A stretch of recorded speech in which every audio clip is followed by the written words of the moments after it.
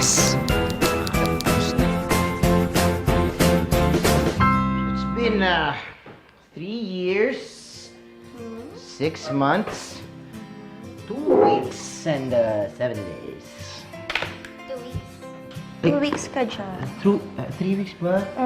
Sorry. Oo nga pala, nasa diary mo nga pala yun. Ang sweet mo ah. Hindi ko kaya sinusulat sa diary. Che, Saan ba? sa puso ko. Eh, ang tagal niyo na po pala talaga eh. Eh bakit hindi pa po kayo magpakasal at mag-baby? Eh, ba't ka ba nangyayalan? Ba't mo ba ako pinangungunahan? Mabagal kasi si Tito. Oy. Hindi porket ako yung pinakabatang kapatid ng nanay mo, pwede mo na ako ganyan-ganyan din, level tayo ha. Tito mo pa din ako, kaya respetuhin mo ako. Pero seryoso nga tito, ilang years niyo po ba bago balak magpakasal ni Tita Divina? Kasi ako pag nahanap ko na yung love of my life, hindi ko na siya papakawalan pa. Wow! Love of my life. Alam mo kasi, Jana, hindi kasi ganun kadali yun.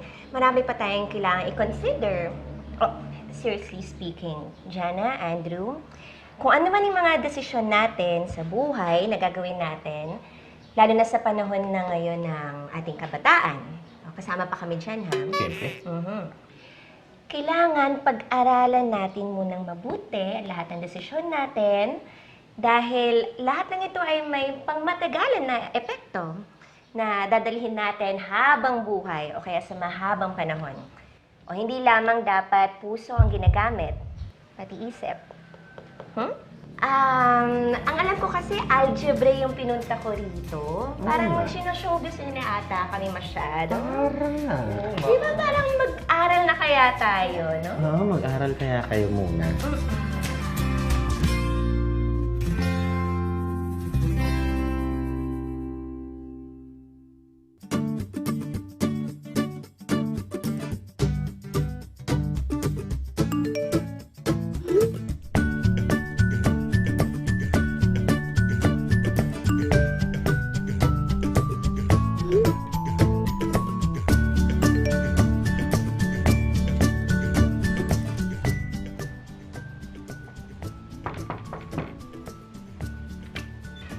Hi. Hello?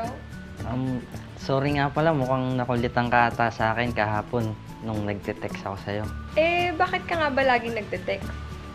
Alam mo kasi, Jana, I really like you. Will you be my girlfriend? Yes? Talaga? Oo. Tayo na? Oo. Yes!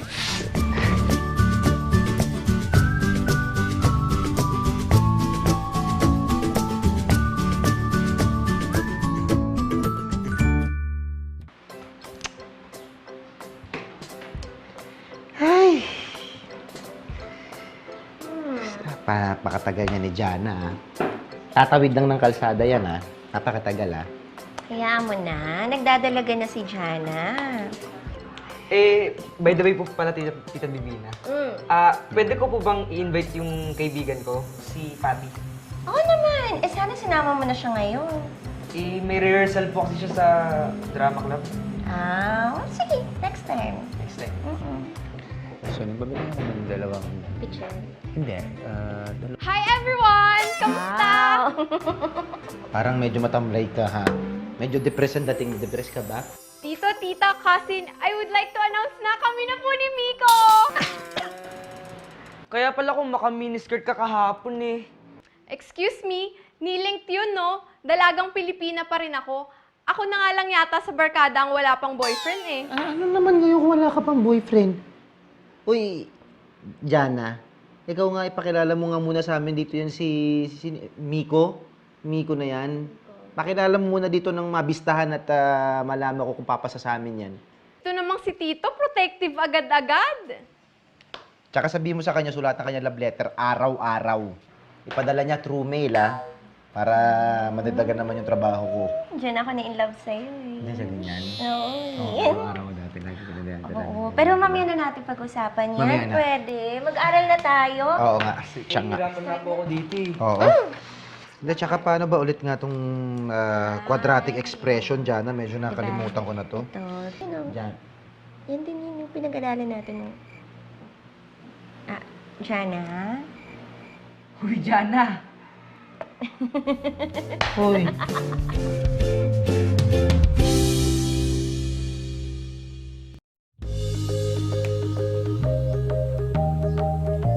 Hi, Andrew! Sorry ha. Okay ka lang ba? Matagal ka bang naghintay? Hindi, okay lang. Mga 22 minutes lang naman eh. 22 minutes. Grabe ka naman. Wala. Never mind. Oo nga pala. Okay lang ba sa tito mo tsaka sa girlfriend niya na sumama ko sa next algebra tutorial? Oo. Cool nga yung tito ko na yun eh. Bunsong kapatid kasi ni mama, kaya parang bata rin. Tapos parang kuya ko na rin yun.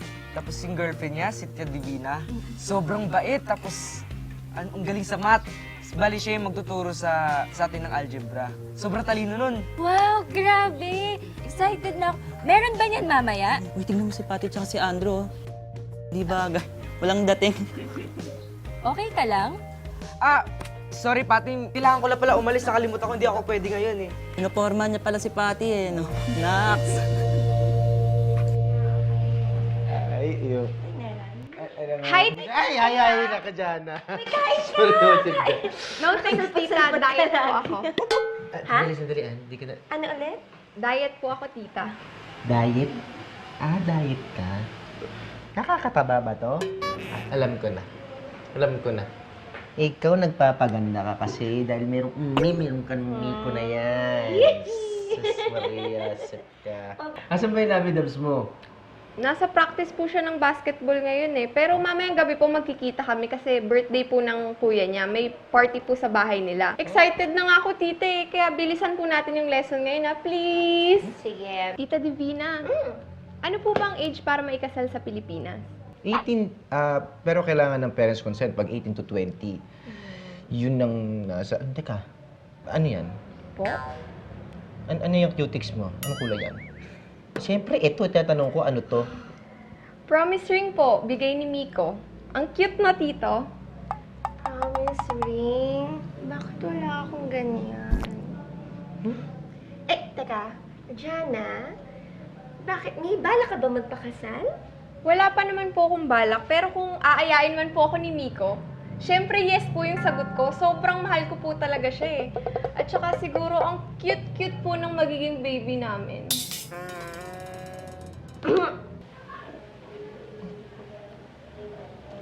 Sige. Jana, hindi kasi biro ang magkaroon ng anak. Alam mo ba yung mga kailangang gastusan pag nagkaroon ka ng bata?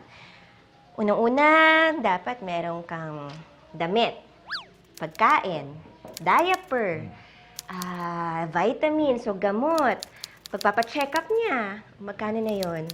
Ayan no, kulang-kulang 25,000 to 30,000 pesos kada buwan. O para sa bibi nyo pa lang yon. Paano pa kayong dalawa? Meron ba kayong pagkukuhanan ng regular na sweldo? Hindi lang yan basta-bastang ginagawa porket mahal mo. Siyempre, importante yung mahal mo, pero pinaghahandaan yan ng mabuti. Tama. Hindi lang sa mga gastusin, ha? Eh di kukuha kami ng trabaho at... Naku, hindi pa kayo 18. O, saan kayo makakakuha ng regular na trabaho? At legal na trabaho niyan. Hindi pa nga kayo nakagraduate ng high school. O, anong klaseng trabaho ang makukuha niyo sa ganyang edad? At saka mahal. Mahal, ha? As in, expensive, hindi yung mahal na love. At hindi lang mahal, mahirap. Alam mo, isipin mo na lang ha, hindi biro ang mag-alaga ng baby. Bakit? Gabi-gabi, kailangan mo magpadede ng bata. Kailangan magpalit ng diaper. Papatahan mo pa pag umiiyak yung bata. Hindi biro yun. Tapos yung anak mo pa, susceptible yan sa sakit. Diba? Hindi mo alam, pag umiiyak siya, matataranta ka. Kakaiyak niya, hindi mo alam kung nasan yung sakit. Nakagat pa siya ng insekto o ano. Dapat, handang-handa yung kalooban mo sa mga ganyang sitwasyon. Jana, malamang sa malamang, matatali ka na sa pag-aalaga at pag-intindi ng anak mo. Kaya, hindi ka na makakapasok sa school. Sa tingin mo, makakapunta ka pa sa mall, makakanood ka pa ng sine? Sa lahat ng gagawin mo, handa ka ba na unahin ang kapakanan ng anak mo kaysa sa sarili mo? Isipin mo na lang, sasabak ka sa pagiging teenage mother. O, compromises, sakripisyo, handa ka na ba doon? Isipin mo na lang, pag naging teenage mom ka, more serious responsibilities, less sa pag-internet, less sa panonood ng TV. Breastfeeding pa lang, 10 to 12 times a day yan, ha? Pagpapalit ng diaper, 6 times a day. Kaya mo yon? Okay naman, naalagaan ko naman yung mga kapatid ni Andrew dati. Kaya ko naman. Meron akong friend mula sa upper batch namin, si Ate Jessica. Maaga rin siya nabuntis nun, kasama ko siya sa dance troupe. 16 yata siya nun. Pero okay naman sila ng boyfriend niya. Ang saya nga nila eh. Nakapagpatuloy ba sa pag-aaral yung kaibigan mo? Mabuti kung oo. Pero base kasi sa isang study mula sa data, mula sa lahat ng regions dito sa Pilipinas, mahigit 90% ng mga nabuntis at nanganak na teenager hindi na nakapagtapos o hindi na naipagpatuloy ang pag-aaral nila pagkatapos ng high school. Mahigit sa kalahati sa kanila, ayun, naghihirap na sa buhay o considered na poor. Ito pa, Jana, hindi mo ba alam kung gaano kadelikado ang mga nakapagbata pa? Isa sa 5 nanay na edad 15 to 24, according sa statistics, ang maaaring mamatay habang nanganganak. Grabe naman po kayo, Tita Divina. Talagang tinatakot niyo pa po ako. Salamat na lang po sa advice. Next time na lang po ako magpapatutor. Excuse me po, pero may sarili pa rin po akong pag-iisip. Jana, bumalik ka rito. Jana, wag kang bastos ha, Jana! Hindi, hayaan mo na. In love eh. Kaya ganyan mag-isip. Oh, hindi namin pwedeng ganun-ganun, for that in love. Kausapin na lang natin sa susunod. Sorry pasensya ka na doon Kasi ano siya eh. Okay lang. Sabihan ko na lang. Ay, Kunyari kay Inson. Long story. Teka, ba't ngayon ka lang? May ano po, yung ang tawag dun, rehearsals po. Oo. Bakit parang may problema ka? Wala. Pero actually, tito, meron eh. Oh. ano yun, Andrew? Nahihiya po kasi ako. Ano ba? Huwag ka na mahiya. Ano ba yun? Kasi po kanina, kasama ko po si Patty. Mm. Tapos, Tapos... inaasar po kami ng mga lalaki kanina na taga-school din. Pinupormahan ko daw po si Patty. Parang nakakahiya eh. Teka. Andrew, ano naman ang nakakahiya dun? Baka po kasi may sabihin si Mami. Alam niyo na pong stricto yun pagdating sa mga ganitong bagay. Alam mo, Drew, huwag kang mag-alala. Nasa edad ka naman para magkaroon ng crush eh. Sa edad mong yan, normal lang talaga yung mga pagbabago na nangyayari sa'yo. Hindi lamang sa physical na mga pagbabago, pati na rin sa mental at emotional. Diba? At least ngayon, mas aware ka at nakikilala mo ang sarili mo. Kaya huwag kang mag-alala kung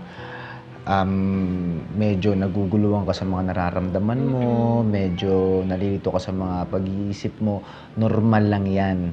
Siyempre maraming pagbabago nangyayari sa'yo. Tinutuklas mo yung nagbibinatang ikaw. Kaya huwag mo alalahanin yun.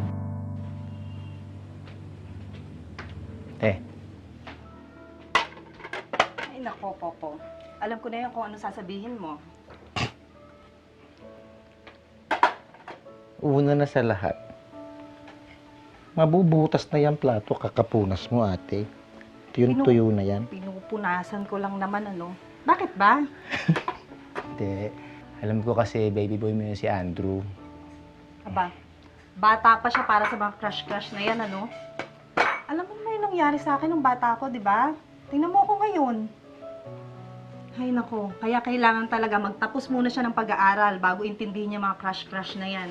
Ate, kung magiging masyadong stricto ka dyan sa anak mo, baka magrebelde yan.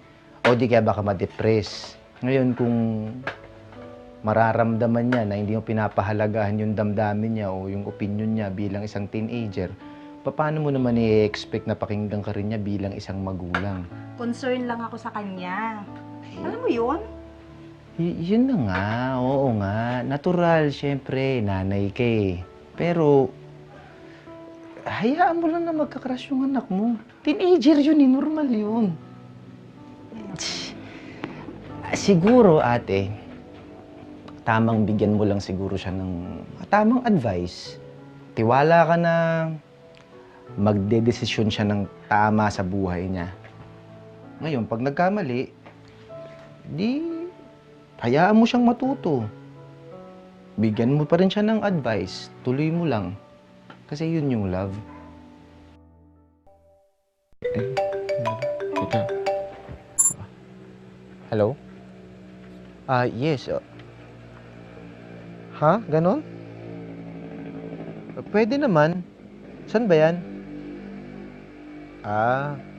Sige. No problem. Okay, bye-bye. Sino yan? Wrong number? Wrong number. Hindi, joke lang. Si Ate Tracy, yung mama ni Jana. Oo, nakikiusap kasi na sunduin ko rin si Jana rin sa party. Tara. Kasama ka? Oo, nakikain tayo dun. Libre yun. Ano ba? Sige, tara. Tara,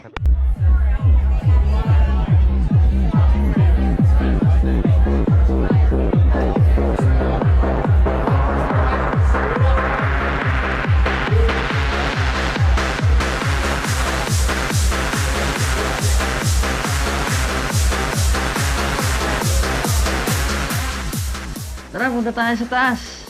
Walang tao dun. Ayaw mo bang dito na lang muna tayo? Eh, ang dami-dami kayang tao dito. Tsaka, akala ko ba mahal mo ako? Oo naman, sige. Sige, pero inumin mo muna to. Sorry, Miko, pero ayoko. Bakit? Sige na, isa lang. Ayoko, Miko. Isa lang, Jana. Ayoko. Yun. Jana! Jana!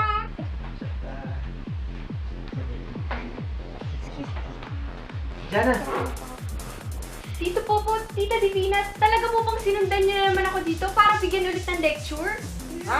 Lecture daw? May curfew, yeah. Hindi, Jana, tinawagan ako ng nanay mo para sunduin ka rito, kaya huwag kang magsasalita ng ganyan, ha? Oo, si Tita Tracy tumawag sa kanya. Hinahanap ka ng... Whatever! Jana! Bye, bye! What?